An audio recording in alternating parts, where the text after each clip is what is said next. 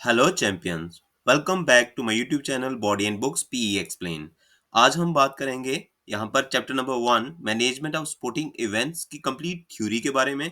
और बाकी next video में आपको कंप्लीट फिक्चर्स मिल जाएंगे। So without wasting your time let's start with the first topic, management of sports event. So अगर हम बात करें व्हाट एग्जैक्टली स्पोर्ट्स मैनेजमेंट, ये एक स्ट्रेटेजिक प्रोसेस है। इसमें हम करते हैं planning, organizing, staffing, directing and controlling, ताकि इवेंट अपने ऑब्जेक्टिव्स को एफिशिएंटली, सेफली और बजट के अंदर पूरा कर सके। याद रखो, मैनेजमेंट बेसिकली एक आर्ट है जिसमें आप फॉर्मली ऑर्गेनाइज्ड ग्रुप्स में लोगों के द्वारा और लोगों के साथ काम को पूरा करवाते हैं। The next topic is functions of sports management। इस पूरे प्रोसेस को हम 5 स्टेप्स में डिवाइड करते हैं या 5 फंक्शंस में डिवाइड करते हैं। Let's explore them one by one. तो पहला है आपका प्लानिंग। प्लानिंग ये है थॉटफुल फॉरसाइट एंड विजन। इसमें हम गोल्स, ऑब्जेक्टिव्स और स्ट्रेटेजीज सेट करते हैं, जैसे बजटिंग, शेड्यूलिंग और रिस्क असेसमेंट। सिंपल वर्ड्स में, it is a strategic and systematic arrangement for the program. तो प्लानिंग के बाद नेक्स्ट स्टेप आता है ऑर्गेनाइजिंग। ऑर्गेनाइजिंग का मतलब है ह्यूमन और मटेरियलिस्टिक रिसोर्सेज को ग्रुप करना, ताकि हमें बेस्ट आउटपुट मिल सके। इसमें हम डिसाइड करते हैं कि किसको कौन सा प्राइम वर्क या ड्यूटी मिलेगी और उनकी अथॉरिटी क्या होगी। ये सब चॉक आउट किया जाता है। हम टीम्स और कमेटीज का स्ट्रक्चर बनाते हैं फॉर अ स्मूथ एग्जीक्यूशन, की कौन सी टीम कहाँ पे बैठेगी या फिर कौन सी कमेटी का क्या काम होगा और कहाँ पे वो अपनी ड्यूटीज जो है परस्यू करेंगे। या फिर उसके बाद अगर हम बात करें एग्जांपल्स के लिए, तो आपको वेन्यू, इक्विपमेंट और अकोमोडेशन की सारी लॉजिस्टिक्स सेट करनी पड़ती है। जब ये सब ऑर्गेनाइज हो जाता है तभी इवेंट ट्रैक पर चलता है अच्छे तरीके से। ऑर्गेनाइजिंग के बाद आता है सबसे इंपॉर्टेंट स्टेप, स्टाफिंग। स्टाफिंग का सीधा मतलब है रिक्रूटमेंट और ट्रेनिंग। इसमें हम इवेंट के लिए जरूरी लोग रिक्रूट और ट्रेन करते हैं, जैसे कि रेफरीज, वॉलंटियर्स और मेडिकल स्टाफ। इससे वर्क को डिवाइड करना और वेरियस कमेटीज बनाना इजी हो जाता है ऑर्गेनाइजिंग कमेटी के लिए। और अगर हम बात करें, हर पर्सन को उनकी एक्सपर्टाइज के हिसाब से ओरिएंटेशन और रोल असाइनमेंट दी जाती है। अगर स्टाफिंग स्ट्रांग हो तो इवेंट स्मूथली रन करता है, बिकॉज हर कमेटी में सही लोग सही पोजीशन पर होते हैं। तो हमने टीम बना ली मतलब ऑर्गेनाइजिंग, और लोग हायर कर लिए मतलब स्टाफिंग। अब क्या है, अब आता है डायरेक्टिंग। डायरेक्टिंग का मतलब है लीडरशिप और सुपरविजन देना टीम्स और इंडिविजुअल्स को। इसमें हम स्टाफ को गाइड करते हैं ताकि वो हर टाइप की सिचुएशन को बेस्ट पॉसिबल वे में टैकल कर सकें। एक डायरेक्टर का काम है स्टाफ को मोटिवेट करना, उनको टास्क क्लियरली कम्युनिकेट करना और डिसिप्लिन मेंटेन करना। For example, match day operation के दौरान वॉलंटियर्स को कोऑर्डिनेट करना डायरेक्टिंग का ही पार्ट है। अगर डायरेक्टिंग अच्छी होगी तो सब स्मूथली और बिना कंफ्यूजन के काम करेंगे। अगर डायरेक्टिंग सही नहीं होगी तो लोग यहाँ से वहां घूमते रहेंगे। और अब आते हैं मैनेजमेंट के फाइनल और सबसे इंपॉर्टेंट फंक्शन पर, कंट्रोलिंग। कंट्रोलिंग का मतलब है परफॉर्मेंस और प्रोग्रेस को मॉनिटर करते रहना। इससे हम इंश्योर करते हैं कि सभी काम स्टैंडर्ड्स, टाइमलाइन और बजट्स के हिसाब से ही हो। अगर कहीं पर जरूरत हो तो टेलरिंग वर्क जो है वो हम प्रोवाइड करते हैं कमेटीज को। मतलब जो भी चेंज आएगी वो हम कमेटीज के हेड को बता देते हैं कि आपकी कमेटी ने ये चेंज जो है फॉलो करनी है। इसका एक बहुत अच्छा एग्जांपल है क्राउड कंट्रोल और सेफ्टी मेजर्स को इवेंट के दौरान इवेलुएट करते रहना। कंट्रोलिंग इंश्योर्स करता है कि जो प्लान किया था वही एग्जीक्यूट हो रहा हो। चलो अब एक क्विक प्रैक्टिकल एग्जांपल देखते हैं जिसमें हम 5 के 5 आपके फंक्शंस को समझेंगे। ठीक है, कि मान के चलो कि हम कबड्डी का क्लस्टर होस्ट कर रहे हैं और हमारी पहला पार्ट है प्लानिंग। प्लानिंग में क्या है कि बारिश होती है अगर 1 घंटे के लिए, तो हम क्या करेंगे, वहां से मैचेस को स्विच कर लेंगे, हम इंडोर में करवाएंगे। ये प्लानिंग थी हमारी।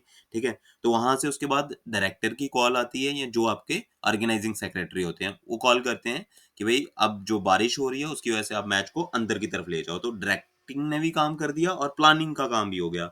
उसके बाद काम आता है ऑर्गेनाइजिंग का। ऑर्गेनाइजिंग कमेटी ने क्या किया कि टेक्निकल कमेटी को तुरंत लॉजिस्टिक्स चेंज करने के लिए बोल दिया। उन्होंने बोला कि वेन्यूज जो है आपका चेंज होने वाला है, आपके जो रिक्वायर्ड इक्विपमेंट्स है आप अंदर लेके चले जाओ इंडोर में जहाँ पे मैच होने वाला है।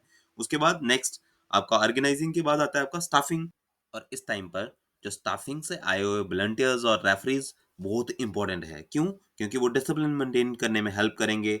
और जो आपके रेफरीज है वो प्लेयर्स को नया शेड्यूल जो है उसके बारे में इन्फॉर्म करेंगे। और कंट्रोलिंग क्या करेगा उसके बाद, जब मैच फाइनली स्टार्ट होगा तो कंट्रोलिंग टीम का ये काम है कि जो चीज़ें हो रही है वो सारी उनको मॉनिटर करेगा कि जो नया शेड्यूल है वो प्रॉपर तरीके से फॉलो हो रहा है कि नहीं हो रहा है। कोई अगर डिस्प्यूट वहाँ पर हो रहा है तो उस चीज़ को कैसे सॉर्ट आउट करना है वो सारा काम देखेगी कंट्रोलिंग। तो इस एग्जांपल से हमें ये पता चलता है कि ये पांचों फंक्शंस जो है एक दूसरे के बिना अधूरे हैं। They work together like a well oiled machine. And the next important topic is important tournament committees and there responsibilities. कौन कौन सी जरूरी कमेटीज और उनकी क्या रिस्पॉन्सिबिलिटीज रहती है उसके बारे में हम डिस्कस करेंगे। तो सबसे पहले है टेक्निकल कमेटी। टेक्निकल कमेटी में क्या होता है, ऑफिशियल्स होते हैं आपके, जो अंपायर्स होते हैं, रेफरी होते हैं, उनकी बात हम यहाँ पर करेंगे। तो ये प्री ड्यूटीज क्या होती हैं इनकी कि कंपटीशन के लिए सबसे पहले हमारे पास टीम्स कितनी है, हमारे पास ग्राउंड्स कितने अवेलेबल है, उसके अकॉर्डिंगली ये फिक्सचर बनाते हैं, मैचेस बनाते हैं। फिर जब कंपटीशन हो रहा है तो उस दौरान क्या देखते हैं कि मैचेस में रूल्स प्रॉपर तरीके से फॉलो हो, और जब मैच कंप्लीट हो जाता है तो स्कोर शीट्स जो है वो फिल अप जो हुई है और रिकॉर्ड्स जो है प्रॉपर तरीके से मेंटेन करना वो भी इन्हीं का काम है। स्कोर शीट को प्रॉपरली कोचेस के साइन करवाना जिनके मैचेस हुए हैं। Next is organizing committee. ये एक सेंट्रल अथॉरिटी है सबसे ऊपर। प्लानिंग और एग्जीक्यूशन को कोऑर्डिनेट करना, बजट और शेड्यूल अप्रूव करना और ओवरऑल सक्सेस इंश्योर करना इसका काम है। और इस कमेटी को हेड कौन करता है, जो आपके स्कूल के प्रिंसिपल्स होते हैं या जो भी ऑर्गेनाइजेशन के हेड होते हैं बेसिकली। और उसके बाद ऑर्गेनाइजिंग सेक्रेटरी होता है जो उस फील्ड का एक्सपर्ट हो। फाइनेंस कमेटी सारा पैसा ये देखती है, बजट बनाना और मैनेज करना, स्पॉन्सरशिप्स लाना और खर्चों का रिकॉर्ड रखना।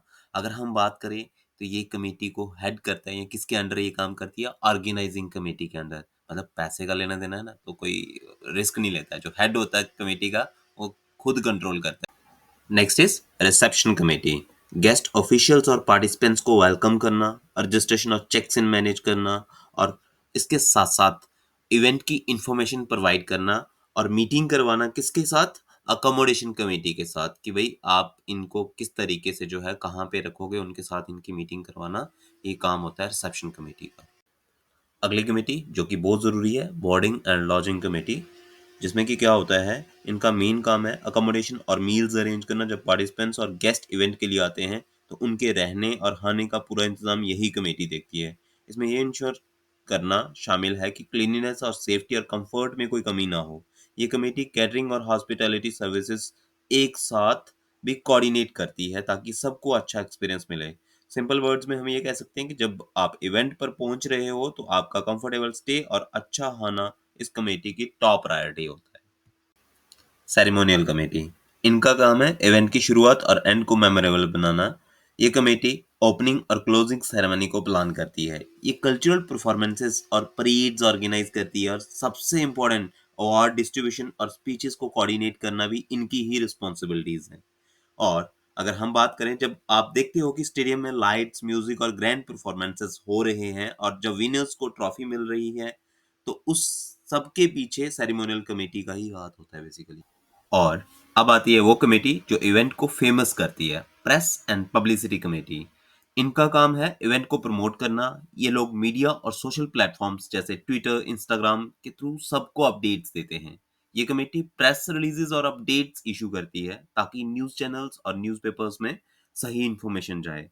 सबसे ज़रूरी, ये फोटोग्राफर्स और वीडियोग्राफर्स के साथ कोऑर्डिनेट करते हैं ताकि इवेंट की बेस्ट क्वालिटी पिक्चर्स और वीडियोस ऑडियंस तक पहुंचे।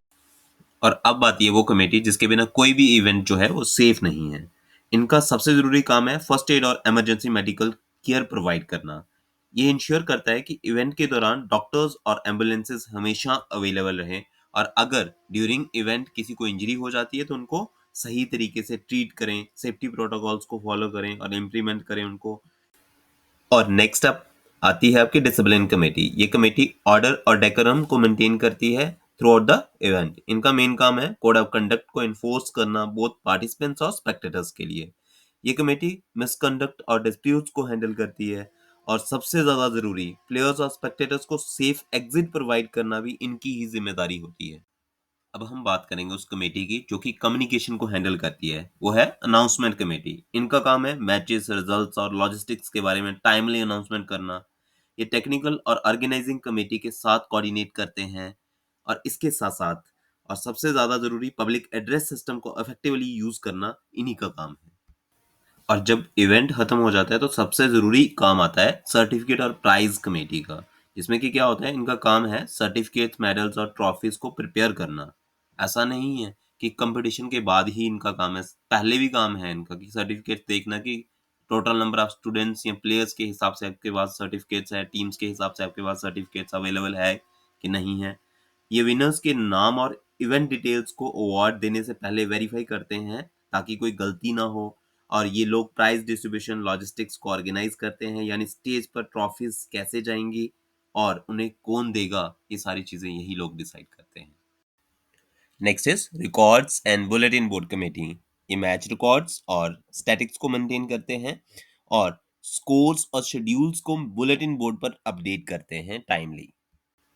नेक्स्ट टॉपिक इंट्राम्यूरल कंपटीशन, जिसका मतलब है इंट्राम्यूरल और लेटिन से आया है। इंट्रा मतलब विद इन और म्यूरल मतलब वॉल्स। इसका मतलब है ये कंपटीशन एक ही इंस्टीट्यूशन जैसे स्कूल या फिर कॉलेज की बाउंड्रीज के अंदर होते हैं। जैसे फॉर एग्जांपल स्कूल का इंटर हाउस बास्केटबॉल टूर्नामेंट है या फिर इंटर क्लासेस कंपटीशन आप करवा रहे हैं, मतलब कि सेम इंस्टीट्यूशन के बच्चे आपस में पार्टिसिपेट करते हैं, उसको हम कहते हैं इंट्राम्यूरल कंपटीशन। तो इंट्राम्यूरल कंपटीशन का मेन मकसद क्या है? ये सिर्फ फन के लिए नहीं होते हैं, इनके बहुत इंपॉर्टेंट ऑब्जेक्टिव्स है। प्रमोट मास पार्टिसिपेशन, सबको शामिल करना, इसके साथ साथ encourage team spirit and healthy competition, team work बढ़ाना, इससे टीम वर्क, लीडरशिप और सोशल इंटरेक्शन डेवलप होता है और एक अच्छी हेल्दी कंपटीशन की फीलिंग आती है। फिर develop leadership and organization skills, उन बच्चों के जो बच्चे ऑर्गेनाइजिंग कमेटी के मेंबर्स होते हैं, या फिर provide recreation and stress relief, या फिर identify and nurture talent at grass root level. छोटे बच्चे जो होते हैं उनको हम टैलेंट को हम आइडेंटिफाई करते हैं और उनको हम क्या करते हैं, थोड़ा सा और सुधार करते हैं उसके बाद, ताकि उनके फ्यूचर के लिए सही हो, अच्छे तरीके से वो प्रिपेयर करे अपने आप को। Next is extramural competition. Extramural का मतलब है आउटसाइड द वॉल्स। ये कंपटीशन दो डिफरेंट इंस्टीट्यूशंस या ऑर्गेनाइजेशंस के बीच में होते हैं। Example district level football championship, या फिर inter school competition, inter college competition. मतलब मेन एम क्या है इसका? डाइवर्स टैलेंट को एक्सपोजर देना, हेल्दी कंपटीशन को इनकरेज करना और इंस्टीट्यूशनल रेपुटेशन को बढ़ाना। It also promotes teamwork and leadership, builds confidence and communication skills. Significance of extramural, मतलब क्यों जरूरी है आपके लिए एक्स्ट्राम्यूरल, क्यों आपको एक्स्ट्राम्यूरल कंपटीशंस में पार्टिसिपेट करना चाहिए? Because it encourage healthy competition beyond the classroom, कि तुम्हें क्लासरूम से हट के कुछ करने का मौका मिल रहा है, तो करो पार्टिसिपेट यार। Builds confidence, leadership and team work, आपका कॉन्फिडेंस बूस्ट होगा, लीडरशिप स्किल्स इंप्रूव होंगे, टीम वर्क चीजें स्किल्स आपके इंप्रूव होंगे यहाँ पर। फिर आपको एक्सपोजर मिलेगा बाहर खेलने का, फिर आपकी इंस्टीट्यूशनल रेपुटेशन बढ़ेगी, आपकी रेपुटेशन भी बढ़ेगी इंस्टीट्यूशन में और इंस्टीट्यूशन की रेपुटेशन भी बाहर बढ़ेगी अगर आप उनके लिए मेडल्स लेके आते हो तो। और फाइनली यूनिट वन खत्म करने से पहले हम बात करते हैं कम्युनिटी स्पोर्ट्स प्रोग्राम की। ये वो इवेंट्स हैं जो किसी एक स्कूल या कॉलेज के लिए नहीं बल्कि पूरी कम्युनिटी के लिए, यानी सबके लिए ऑर्गेनाइज किए जाते हैं। इनका मेन एम है कम्युनिटी हेल्थ और सोशल अवेयरनेस को बढ़ाना। जैसे पहला है स्पोर्ट्स डे, तो ये तो सबको पता ही है स्पोर्ट्स डे क्यों मनाया जाता है, कब होता है, कैसे होता है, ठीक है। तो ये क्या करता है, बेसिकली एक तरीके से बच्चों की होलिस्टिक डेवलपमेंट और मास पार्टिसिपेशन के लिए इस इवेंट को रखा गया है। हेल्थ रन, इसका मकसद बहुत सिंपल है, फिटनेस और एक्टिव लाइफस्टाइल को प्रमोट करना ताकि लोग फिट और हेल्दी रहें। Next is run for fun. ये एक नॉन कॉम्पिटिटिव इवेंट होता है, यहाँ जीतने से ज्यादा पार्टिसिपेट करना और जॉयफुली टाइम स्पेंड करना जरूरी होता है। Next is run for specific cause. ये बहुत पावरफुल होते हैं। जब हम कोई रन किसी खास कॉज के लिए करते हैं, जैसे कि कैंसर के अवेयरनेस या इन्वायरमेंटल प्रोटेक्शन के लिए फंड रेजिंग, तो इससे सोशल इम्पैक्ट आता है basically. Next, run for unity. ये इवेंट नेशनल इंटीग्रेशन और हार्मोनी को इनकरेज करते हैं। जब सब लोग एक साथ दौड़ते हैं तो यूनिटी और ब्रदरहुड की फीलिंग आती है।